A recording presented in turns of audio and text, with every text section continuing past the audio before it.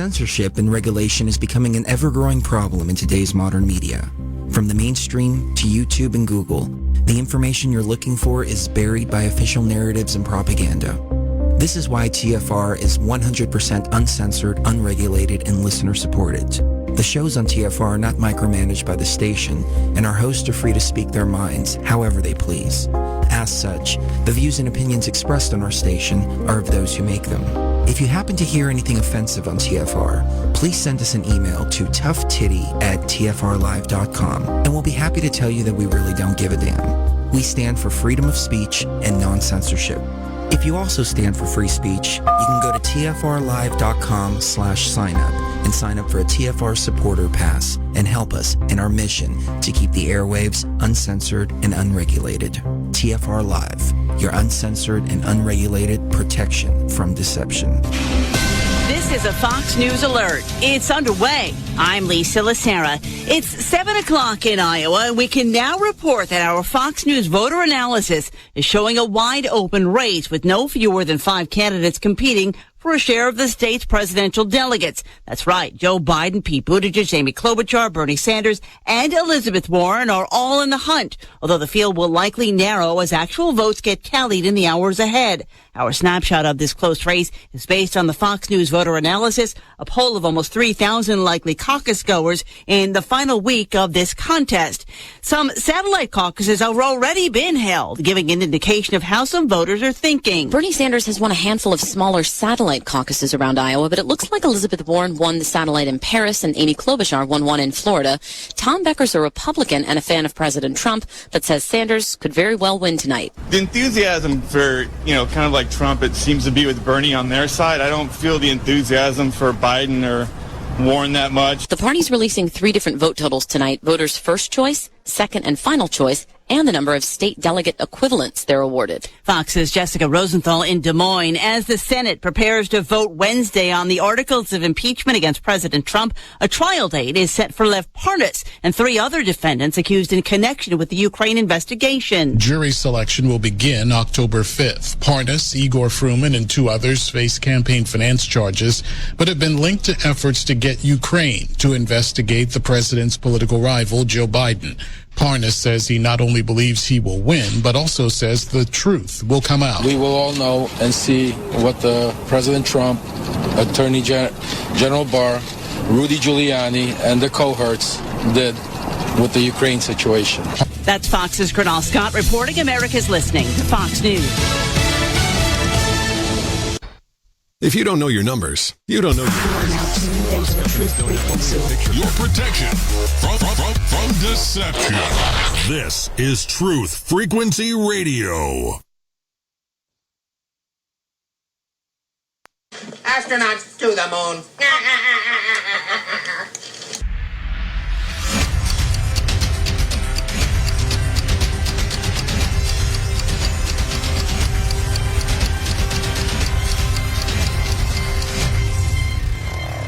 10, 9, ignition sequence start. 6, 5, 4, 3, 2, 1. Not to get off track here, but I feel like we're in the Truman Show and we're in a snow globe and they just shook it up. Welcome to reality.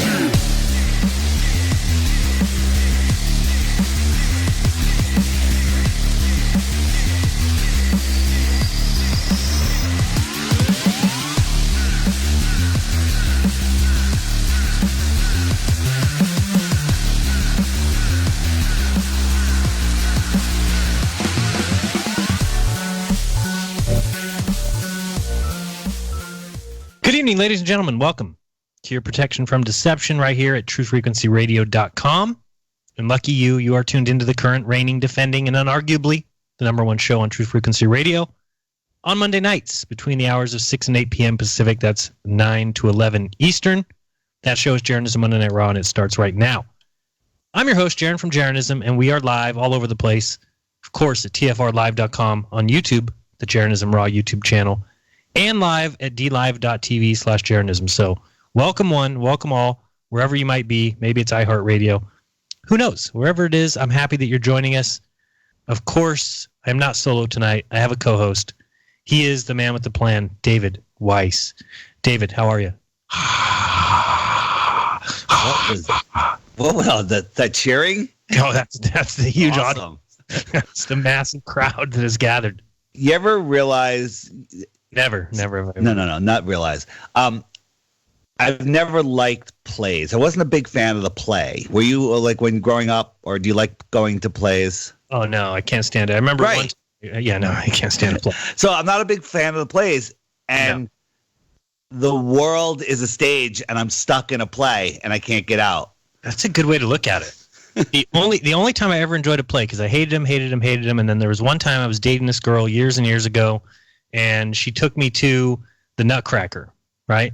And I was like, I'm not going to see that. She goes, no, we got to go see it. She goes, but you haven't experienced unless you've experienced it high. I was like, oh man, it's like what? So we actually got real high, and then went to the Nutcracker, and it was enthralling. But anyway, that was about. Wow.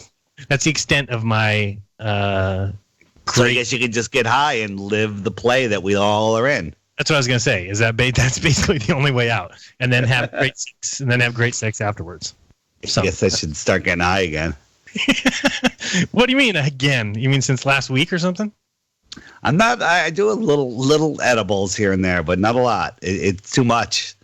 I can't handle it anymore.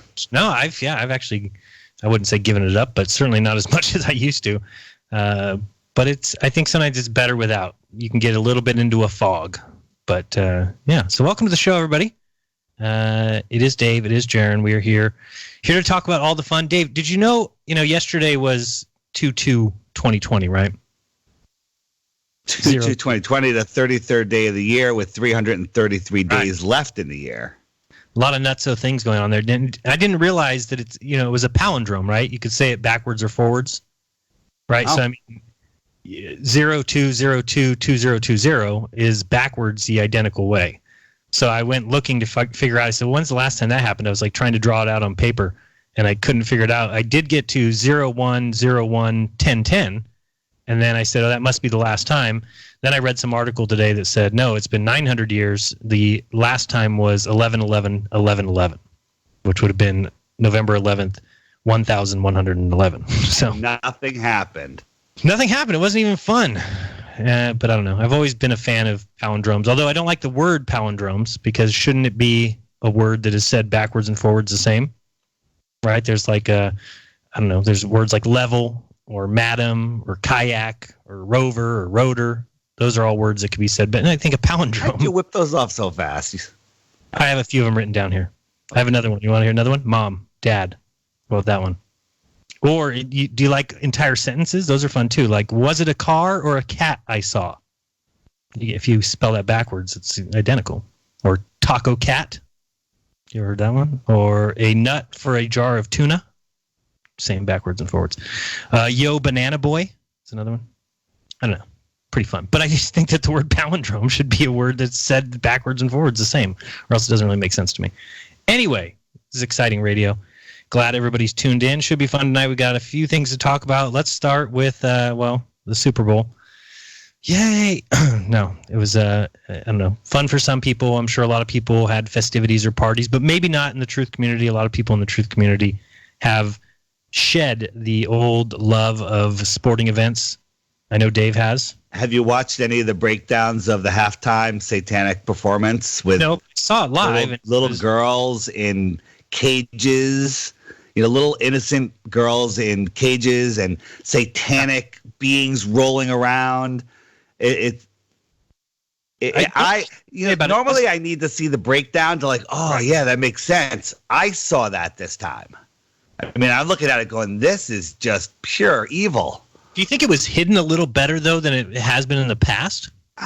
Just because Shakira is, so big and, everyone's blown away. And you know what? I like her music. So I'm listening to the music, but I'm looking at the imagery going, man, this is crazy.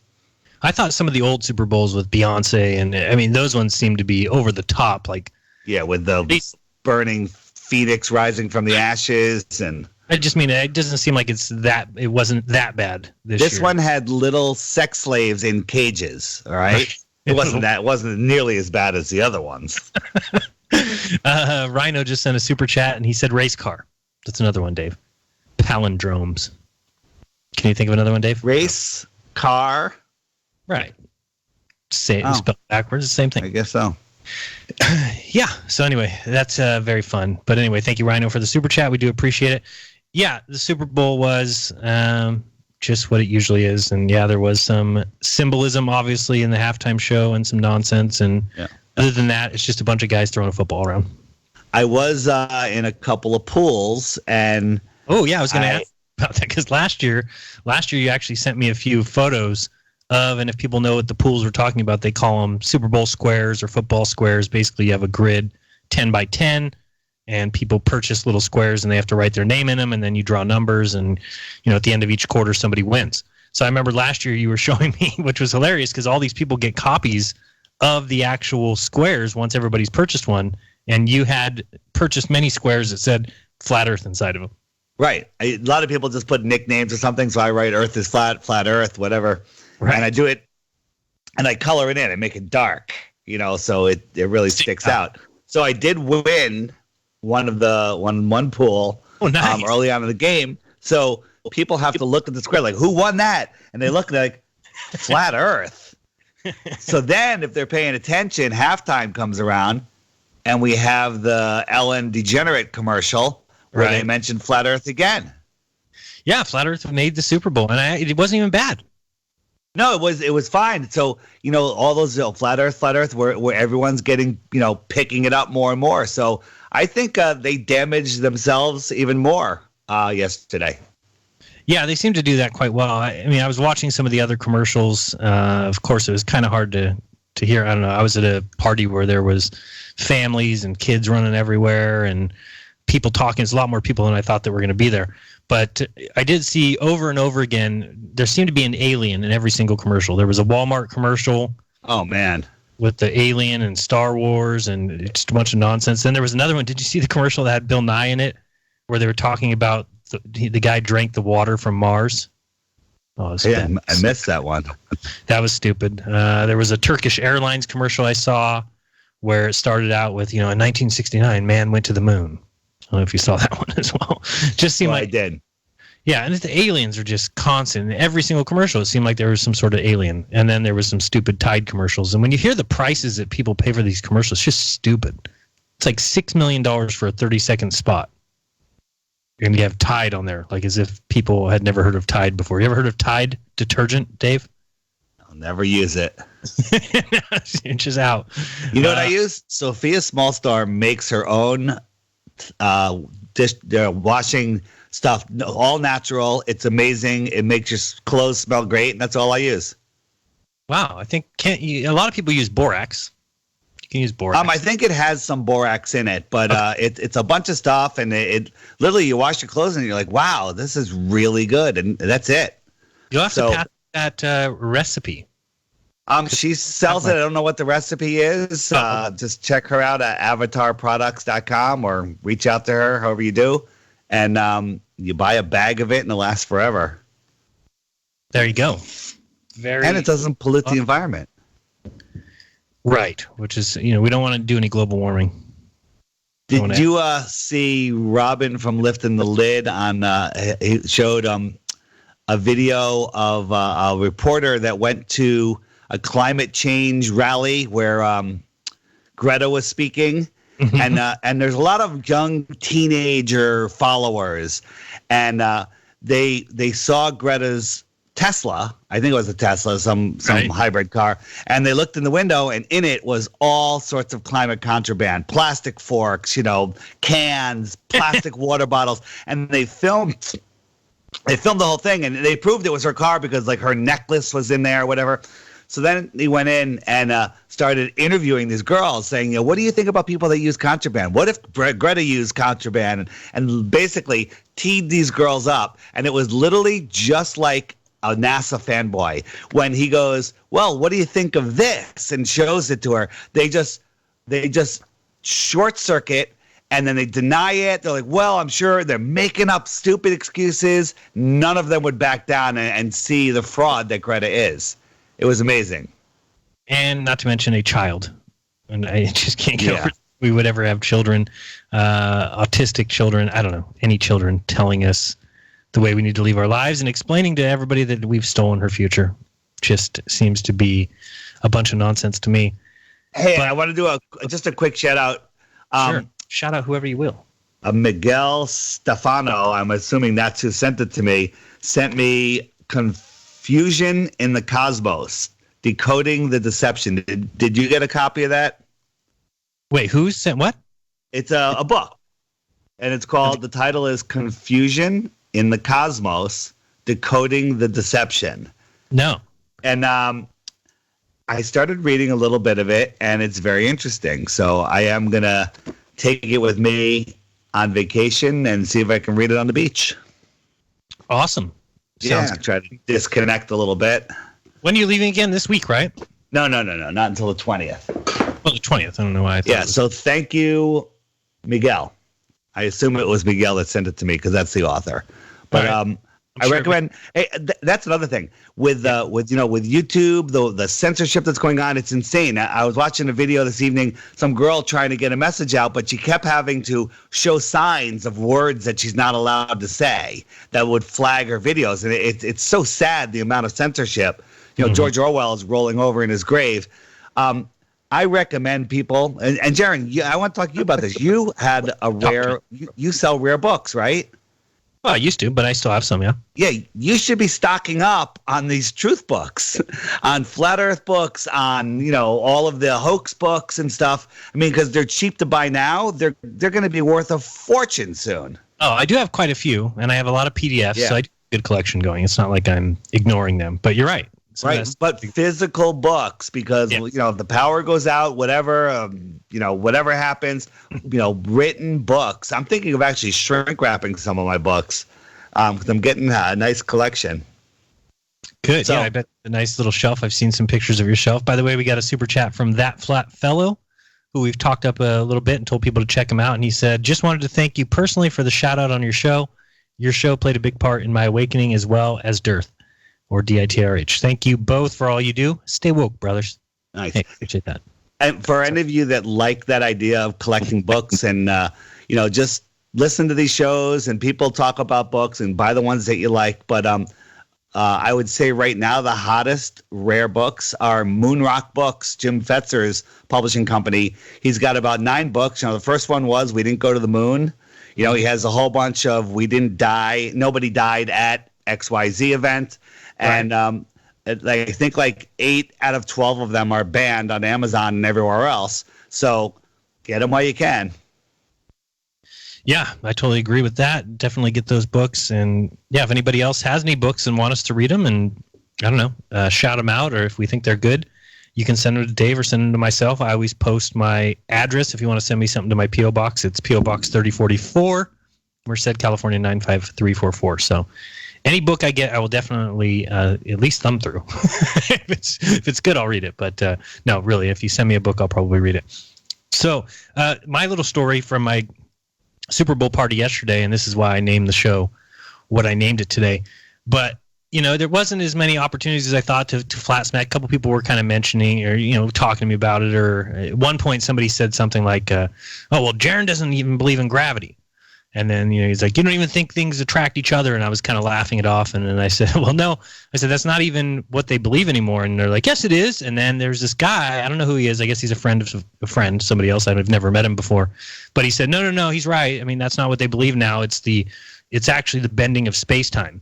At which I laughed, kind of chuckled it off. And then I said, well, explain this to me. What is the bending of space-time? He says, it's like, well, they describe the universe as having a fabric. It's like a fabric. And he said, the sun being so dense and so massive, just like the Earth, create this pocket, this dent in space-time. And I was just kind of teeing him up. I was like, okay, so explain to me how it works, though. And he said, well, because the Earth is so massive, it pushes down on space-time. And this is what, they have called gravity. And I said, wait, the Earth pushes down? I said, I thought there's no up and down in space. And when I said that, everyone in the room kind of went, ooh, like it was some sort of diss or something. But then he's like, well, I guess, and he's not like a physicist or something, but I think he's taken physics courses or something. He's college educated. And he kind of couldn't come back from it. So then I'm driving home last night, and I'm just thinking in my head about this whole idea of the fabric of space-time, and it hit me how absolutely ridiculous it is in the fact that, the way they describe it to kids, right, is they put a big sheet of plastic out or a big trampoline or some bendable fabric, and they stick these balls in it. And I'm thinking in my head, like, wait a second, if something is sat down on a fabric and it weighs down, then that means that there's a down direction. I always said when I was shown that as a kid, why isn't there one on the other side? Why isn't it going the other way? And the teacher would just say that's not how it works. Right, but if you really think about it, people out there listening, really think about it, and if you've got an answer, call us. Hey, we're going to be taking calls the second half as we normally do, 213-233-3998. Maybe explain it to me like I'm a 2-year-old, because when you really start thinking about it, you're like, well, wait a second, why is there only, and I guess the picture that I'm picturing right now is, maybe I'll bring it up just to show people at home a little bit of what I'm talking about. But when you picture, that grid that they have, and then the Earth sits in the grid, and the sun sits in the grid and kind of creates a dent in it, why is there only one plane of the grid? Why wouldn't there be a plane running vertical? Why wouldn't there be a plane running horizontal and vertical and diagonal and in every possible direction? In which case, any dent in any direction would just be completely, the opposite of that would also happen. So there's no way it could even work. I don't know. I think, David, I was talking to you about it earlier today, and you were saying that you used to say the same thing in school. I love it. So yeah, another example I was shown was gravity, and the teacher took a bucket of water and put a rope on it and spun it around and explained gravity, and that's the dumbest thing ever. And I was like, wait a minute, but shouldn't it be flipped around the other way? And the teacher scratched his head, and he looked at me, he goes, that's a good question. He goes, you're gonna do well. And he didn't answer me. That was it. So I got some pictures up now just showing people what I'm talking about. They show this grid, and they show that the Earth is in it. In this picture here, you've got the sun in it, and the Earth's got it over here. But why is there only one? This is like one plane of fabric of space-time. Well, where's the one going this direction that would bend it the other way? And where's one going in, like you said, up top where it would bend up? By this picture alone, or this one here, if you will, or these ones down here, then there is a down. And that completely dismisses their entire space premise where there is no up and down in space. For instance, here, if this ball is so massive that it's bending the space-time down, then there's an up and down in space. Because if it wasn't so heavy, it would go which direction? Up. And if it was heavier, more dense, it would go which direction? Down. Well, there is no up and down in space. There can't be just one plane of the fabric of space-time. There would have to be an infinite number going in all 360 degrees, in which case there could never be a dent in any one of them because they would be fixed the other direction. I don't know. I was just driving home just laughing my ass off, just thinking, wait a second, why have I never seen this before? I've always thought it was dumb. Don't get me wrong. But I've never thought of how it doesn't even jive with their idea where they always say there is no up and down in space. We've all heard that one, right? There is no up and down in space. But yet the dense objects dip into the fabric of space-time, and if they dip down because they're more dense, then there is a down in space. Stupid, Dave. So stupid. Commercial sound and video sent to Super Chat says, really enjoyed Dearth on RV. Earth is demonstrably flat, but hey, what do the facts matter to a globehead? They matter none. All you need to do is have some mathematics that come out, like this mathematics of the bending of space-time. Here you got one with the Earth bending. If this is the way it works, then there is a down in space. That's the only thing you could say. There's no, it can't, how would it not be going up? If it was less dense, it would move up. Then there is an up and down in space. It's so stupid. I just say, I'll do a video about it and just laugh at it, because now that I see the overwhelming stupidity of it all, I mean, I even thought before, I was like, oh, well, maybe Einstein came up with some mathematics. But there's no mathematics explained when there's just one plane of fabric, which is what you see in all those, I mean, we've seen a ton of these kind of videos before, where they stick the big marble or the big rock in the middle and then they throw marbles around it. I think we showed it on a Friday Lounge recently. Had a good laugh at it, but I've never understood how truly stupid it is. I always thought it was stupid simply because, well, here how could you have a fabric in space? That was what I thought was so funny, but now it's even dumber because they're talking about a one plane of fabric. So stupid. On the up, Josh Brown's Spiral Life said, love the book encouragement and support you guys give. Much love and appreciation. Thank you so much, Josh Brown. definitely check out his book, where you can go to thespiral.life. What a great book. That's an inspiration, a book. I love books like that just every page you read, you learn something new, and you kind of reassess the way that you live your life, and a lot of good that can come from that. Anyway, in this particular here, now we've got a plane of I guess this is a plane of fabric here, and they both bend down, and it's so stupid. I can't wait to do it. It's so stupid. Dave, it's so stupid. That's all I gotta say. Sounds like me. It's so stupid. I mean, once some of these things hit you, you're like, how could it be so stupid? You know what is amazing is the people that drive us the craziest, the ones that give us the hardest time are the dumbest people. They're the ones that not only do they not know our model, they don't know their model. And it was impossible to know. It's impossible to know how gravity works if this is your stupid model where there's a fabric that things dip down into. What about over here? What about over here? Why is there only a fabric that the Earth pushes down on? Wouldn't there be fabric? It's just a two-dimensional explanation. If they put in all of the graphics, you wouldn't be able to understand it. It's just a simple explanation. If they put in all the graphics, they would all cancel each other out. Absolutely. In fact, I think that I even have, let me see if I can find it real quick. Maybe it's here. I don't know. I'm not as good as Iru at finding things. Oh, here we go.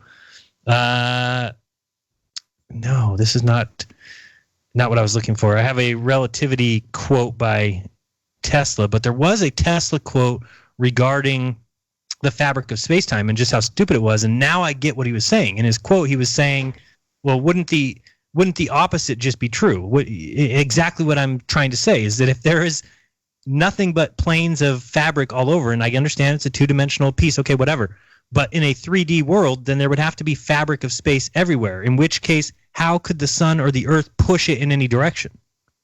It can't, unless there's a down in space, which there isn't. So, I don't know, it's so funny. The Nikola Tesla quote I pulled up here is, the theory wraps all these errors and fallacies and clothes them in magnificent mathematical garb, which fascinates, dazzles, and makes people blind to the underlying errors. The theory is like a beggar clothed in purple whom ignorant people take for a king. Its exponents are very brilliant men, but they are metaphysicists rather than scientists. Not a single one of the relativity propositions has ever been proved. But that's not the one I'm looking for. I'll see if I can find it for people. Anyway, I just think it's dumb. Please, if I'm mistaken in some way, if you understand how this fabric of space-time works, call in the show, 213-233-3998, and tell me how dumb I am. Please, I need to know. So, Dave, is there any app updates while I look up this quote? Yeah, well, actually, I have a big update coming up. We can talk about it later. But I am still looking for people to translate videos. Just you can put subtitles on them. I have a playlist on my DITRH channel called DITRH Videos to Translate. I picked the easiest ones to translate because they have all the type and they're easy. And you just use the YouTube translate option and you submit it. I approve it. But I'm still looking for someone to manage the playlist, an Arabic playlist, French, German, Greek, and Hindi. And that's it. I have other people managing playlists in all the other languages. So all you have to do if you wanna manage a playlist is let me know. Email me, info@theflatearthpodcast.com. Create a playlist called Flat Earth Arabic if you're doing it in Arabic. Take all your favorite Flat Earth Arabic videos, whether they're in Arabic or they're translated in Arabic, just make a playlist. And then over time, whenever you come across a new video, add it to the top of the playlist. It's that simple. And we could help spread this in other countries that don't have an access to that many videos. Awesome. Awesome. Yes, I totally agree. Here's the quote I was looking for. And, it's talking about Nikola Tesla here. And it says, Tesla, the wizard of electromagnetism who produced so many working, useful concepts with his understanding, laughed at the ridiculous nature of relativity. Here's what he said about the fabric of space-time, which I just now, today, last night really, figured out what the hell he's talking about. It says, supposing that the bodies act upon the surrounding space, causing curving of the same, it appears to my simple mind that the curved spaces must... Oh, boy. We'll read it back. Don't go anywhere.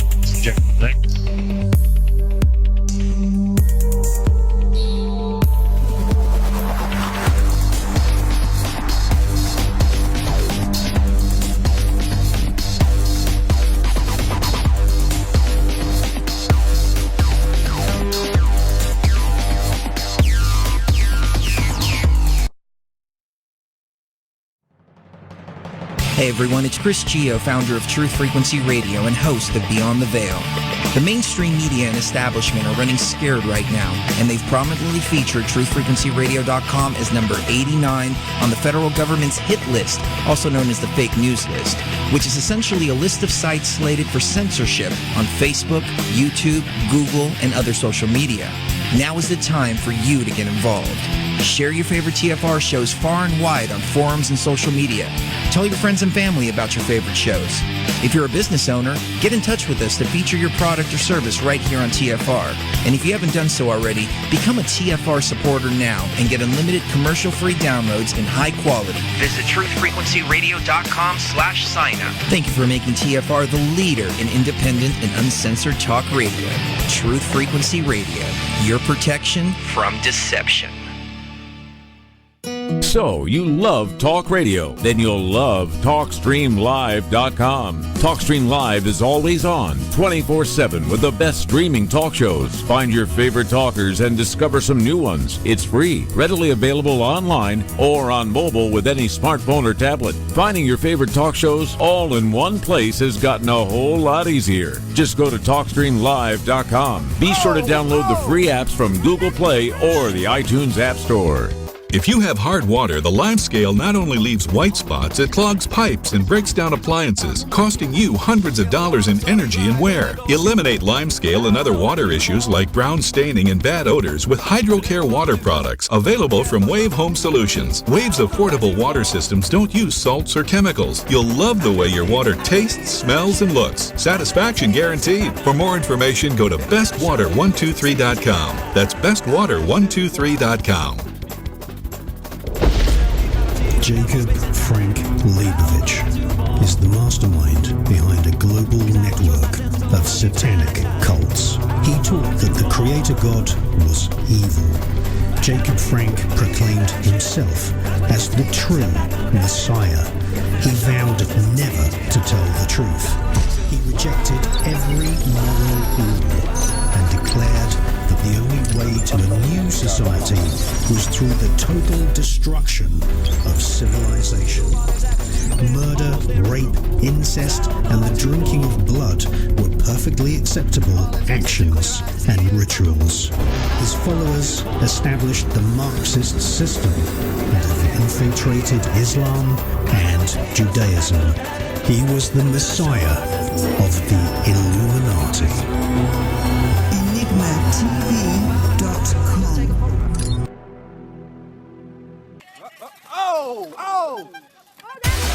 No hate, no hype, no fear. You're listening to Truth Frequency Radio. We are TFR.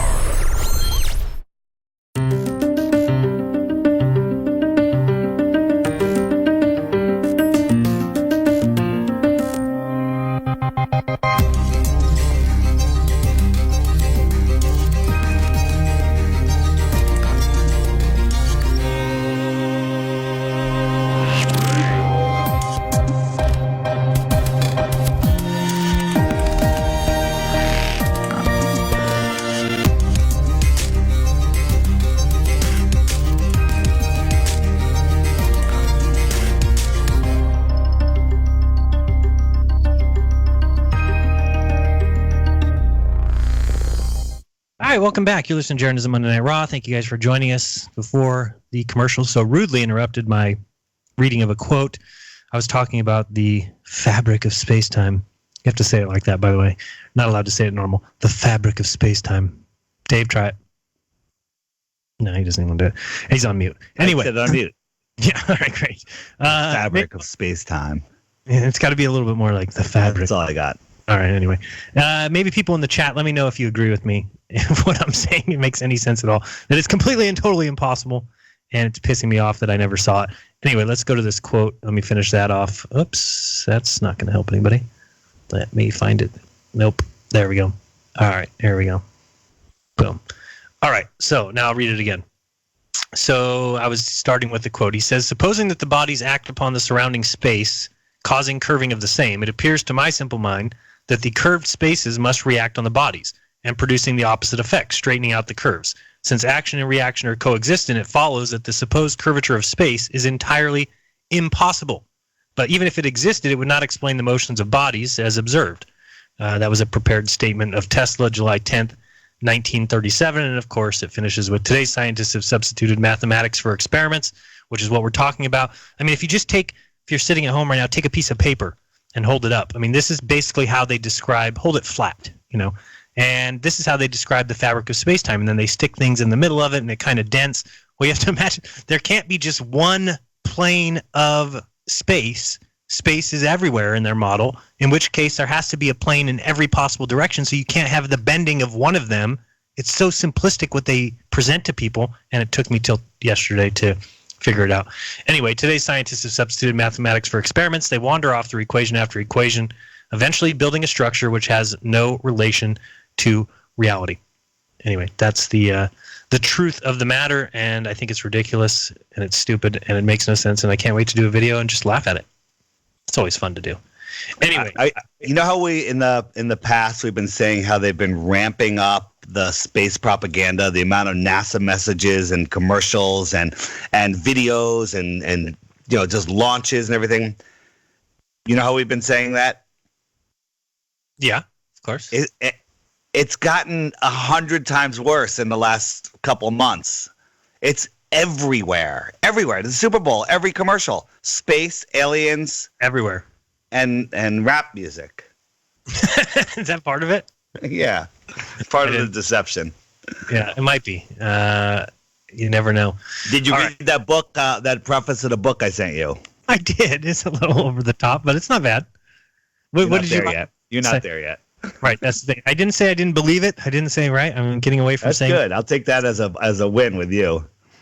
Yeah, no, the stars being Satan's.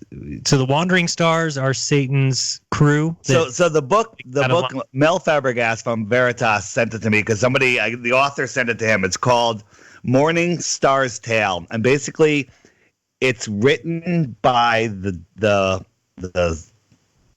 who's it written by the Lord of Light, the whatever. Is it written by Satan or it's channeled by Satan? I'm not exactly sure. I haven't read the book yet. But talking about the globe deception, why he did it, how he did it, and how the heavens are right above us and the stars, all the luminaries and the clouds are angels, angelic in nature. And singing my song. The Morning Star. I immediately bought the book, and I'll be reading that on the beach also. The Morning Star's Tale by Lee Austin. Yep. Cheap book on Amazon. How cheap? It's like $8 or something. All right. It's cheap enough. Yeah. But yeah, on the website, which you can go to Morning Star's Tale, I believe, morningstarstale.com, there's like a little bit of the book that you can read for yourself. There's a preface, and halfway, like the whole middle part, I'm like, this guy's a flat earther, and he's got his arguments down. Clearly. Yeah, clearly. I do think it's written by the Lord of Darkness. If that's the Lord of Darkness is a flat earther. Well, you know what? Any I'm not. Yeah, we'll take him. He's on our team. All right. It seems to be a pretty nice man. I'm going to get some emails now from the Christians. You better watch out. There'll be a lot of comments telling us that we are Satan believers and we're reading the books of Satan. And no, it's I don't know. Check it out. morningstarstale.com and read the little bit yourself. But I thought it was quite interesting. Anyway, I also enjoyed the app video from today, an oldie but goodie by Matt Long, of course, from Woketown, telling us how there are no flat earthers who play tennis. You can't play tennis on a globe Earth. No, and he explains it quite well. I mean, this goes back to, and by the way, thanks to Psyop Man Dan, or Script Man Dan, whatever you want to call him. I guess he did a number on one of my videos or talked about my video. RBC. Right. So I got all, you notice right when you get the boom of comments, everybody, I came here because Psyop Dan sent me and I wanted to laugh at your stupidity. That whole thing. So I saw a bunch of those comments, which is great because there's no easier way to get rid of people I don't want on my channel than to go to my video and just list by the most recent comments and delete. It's fun. Ban them. You got to ban them. Right. Yeah. Yeah. Hide on channel. This channel. There you go. That's why. They don't have so many people that come from his videos that that's not organic. That is a team. That is a shall I say the word, a government team of shills. Hey, it's fine. There's no way if he sends 100 people to my channel. Do you think that all 100 walk away thinking I didn't explain anything well? No, I think there's 1 or 2 or 3 or 5 or 7 or 9. 100. I got like 8,000 comments overnight when he did one on my video. Oh boy! Somebody says in the chat, but if they really are men floating in space, how do they know which way is up or down? They can't. There's no up or down in space unless there's a fabric of space-time and it's one piece of paper, in which case things that you drop in the middle of it would push down and there is a down in space. Trobe says we are winning. I think Dave would agree with you. I would as well. Fabric of space-time is probably the dumbest thing that I've ever heard, and it just makes even less sense. It made no sense. I love that. You used to love that? Man, I used to love everything space. I loved it all. Star Trek, Star Wars, everything. I was all in. That makes me feel good, and I'll tell you why. Is because I hated that shit. I have not watched. But you love pro wrestling. Yeah, that's great. That's not great. It's fantastic entertainment. What do you mean? Oh my god. Oh, speaking of that, Star Wars. Yeah, that was my gift from my sister for my birthday. She gave me tickets to a wrestling event that I'm going to on Sunday. I think the 8th. Is that Sunday? Still going. You're still going. It's a gift. What am I supposed to do? I don't want this shit. I'm not going. No, it's down in Fresno. It's only an hour drive for me. But it's what they call a house show. Anybody who knows wrestling will know what I mean. It's a house show. It's not like televised. It's not going to be a lot of fireworks and a lot of pomp and circumstance. It's going to be basically a small arena with some grown men rolling around together, which is... I like wrestling because I like Chris Jericho. It's my favorite wrestler. Yeah, well, there's some other you don't like. There's some other ones that you should like. Some other flat earthers. Oh, there are? Well, yeah, of course. We talked about any of them. All right, now I like them all. All the ones that are flat Earth. All right, AJ Styles, you like him? Yeah, I don't know if you remember that video, but and of course we know McMahon has made it a point many times to say something cryptic like he did with the. He said, the chances that my son beats The Undertaker or something is, the same chances of hell freezing over, the same chances of Earth spinning around its axis. That's great. Yeah, because there's absolutely zero chance the Earth is spinning around its axis. So thank you very much, Vincent Kennedy McMahon. And I see somebody else in the chat says, I used to love space. I could not watch Star Trek, could not watch Star Wars. I have to admit, I think I've heard you talk about it, Dave, before. You used to sit in front of the couch and enjoy a good space documentary. I think Eddie Bravo has said that many times. He used to love to get high and sit and watch these space documentaries until after watching them over and over again, he realized, wait a second, why is this all just cartoons? There is, some benefit because they do like to stick the truth, or are required, maybe they don't like it, they're required to tell us the truth. And they put so much truth in these things in our faces. Like when the world wakes up to as much as we can know about this reality, we're going to realize that everything was right in front of our face. The deception is clear as day in front of our eyes. The whole world, the heavens, the satanic part of this, hold that thought, is that God is far away and everything is far away in these distances that don't even exist, when in fact the heavens are right there and we can see them. Right. Everything's the opposite. Right there. You can throw a rock at them. Oh, man, I would like to say shout out to Ace McLeod, but Ace said, I'm rooting for the guy in the panties. Oh, wait, they're all wearing panties. That is not true. Some wrestlers wear pants. Okay. Shout out to Ace McLeod. Some wear panties, but some... Shout out to Ace McLeod. Double shout out. They're not all in panties. Jeez. And some girls are in panties, so it's a fun watch. Anyway, yeah, so check out the app video. Like I said, you said hold that thought, but I was just talking about the fact of all these little deceptions will be so obvious one day. It just takes time. It takes time for me. I always thought this fabric of space-time was ridiculous, but now today I've entered a whole new era of ridiculous. It's impossible. It's so stupid. I can't believe I never just saw it for what it is. Anyway, what else do I have here? The Black Swan argument. Actually, I want to ask you something first before we get into that. Dave, are you under the impression, or do you believe, or I don't know if you've ever done the test, but do you think that moonlight is colder? It's not one that I lead with. I've seen more and more. Many of the experiments I've seen, I see faults with them the way that they're doing it, right. and to get these false readings. But I've seen some others that I'm like, hey, that's very interesting, like that infrared one that came out recently, and I've noticed on clear full moon nights that it's cold, there is a cold in the air, but that could be because we don't have a blanket of clouds holding the heat in. I don't know. I can't rule it out. Just like I can't rule out that Martin Kenney is Nicholas Copernicus. He does think that, by the way, Karen. I see that in the chat. Yes, he does think he's Copernicus. And, well, he thinks he's the reincarnated Copernicus. It's not really the same. He's not happy about it, by the way. He's not happy about it. No, he's not. He just is telling us because his inside. And he doesn't care what we think. That's good. He shouldn't. Right. I care what people think, and sadly enough. But no, here's the problem with the moonlight being colder that I thought was interesting, and now I'm like, oh man, I didn't think I was going to have to do that experiment again, but now I might have to, is I'm seeing people doing it when there is no moon. So basically on a new moon, where the moon is, over with the sun and not out at night, people are doing the test and getting the same results. Yeah, but how do you do it? How do you know where the shade is? Well, no, just create a shade and do it. Shade of what? What are you shading? You have to shade the moon. Okay, use a piece of cardboard. I see what you're saying. Yeah, so how do you know that where if the moon was there? And maybe it's not the moonlight. Maybe it's just the direct line to the moon, So maybe the new moon is making it cold also. Maybe it's not the light. Maybe it's the energy from the moon. Well, yeah, that wouldn't make much sense. The moon's over with the sun. No. Wait, how could you do it with the new? Right, it's not even there. It's not even in the sky. So that's a good point. How do you do it, though? How do you know where the... So remember when I did my test, I have like this is my old house, but I had a square fence post, right?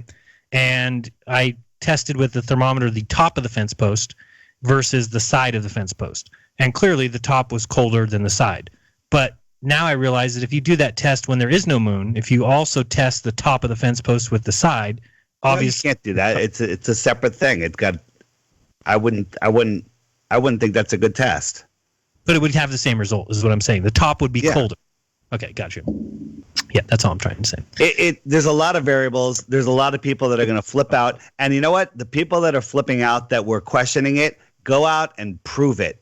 Show us that we're wrong. Just like I showed Jeran, there's a downward force.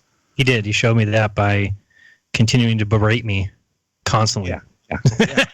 So listen, if I had to bet right now, we know the answer, Jeran. $100 if you get it right. Does the moon have a cold light? Yes or no? Yes. All right, I'm with you. I would bet yes, maybe too. the new moon is making cold. Yeah, I just think it's a different light. We just haven't proven it yet. I don't think we've proved it conclusively. Well, here's what should happen. Let's just talk about what should happen. If the moon is reflecting the sunlight, then the reflection of the light should be warmer. Period. So if you're doing any tests at night and the moon is out, then there's no reason why it shouldn't be warming things. And the moon and the sun are completely different. Why?